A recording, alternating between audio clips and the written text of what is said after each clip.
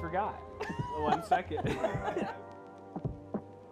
So then when it comes to the types of ads that you're able to run, I mean, are we talking about banner ads, videos? Like what types of ad formats can you use with programmatic? It's kind of, the way I see it is programmatic is everything that's not purchasable on paid social or on search. So everything else outside of that in the digital world is effectively programmatic. So if you want your banners, your typical display ads, of course that's programmatic, but there's so many more like amazing placements and channels out there. So if you're sticking to like phones and laptops and tablets and that sort of situation, you have high impact rich media placements. So, you can kind of effectively do like a homepage takeover almost of certain websites and blogs. So it kind of plays a really nice, again, sort of brand awareness, sort of mid-funnel level tactic there for different clients. And so that's a really nice way of leveraging really dynamic and cool content and creative as well. So that's one way online. Obviously, outside of, your personal devices, you have connected TV. So you have your Netflix ad, you have your Amazon Prime, that can all be purchased programmatically as well. And that provides it's a recent development, but it's a huge opportunity to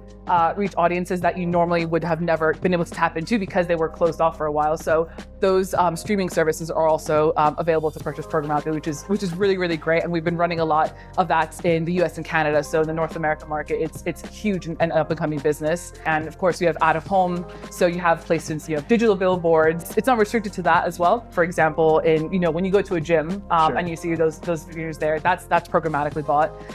You have placements in the airports, in residential offices. Those are all programmatic digital placements that you can look to leverage and purchase as well. And online video, not just banners, so kind of your standard in-stream sort of video placements, that's also programmatic. So there's so many amazing kind of placements and opportunities to leverage. If you have a very amazing piece of content that you want to build upon from a storytelling angle, then you don't have to rely on, for example, like linear or just YouTube. You can go outside of that. Yeah, I think most people think of it as like banner ads and like maybe a little bit of video, but it seems like there's a lot out there. And if the client is interested in saying, oh, is this something you can purchase on the open web or in the open market? That's a conversation we're happy to have because it's always changing, it's always dynamic. Netflix as the example, that's a newer channel across the board for us. So I imagine that's going to continue to grow in terms of like what you can actually buy programmatically. So yeah, the future is bright and it's really cool and so many placements out there.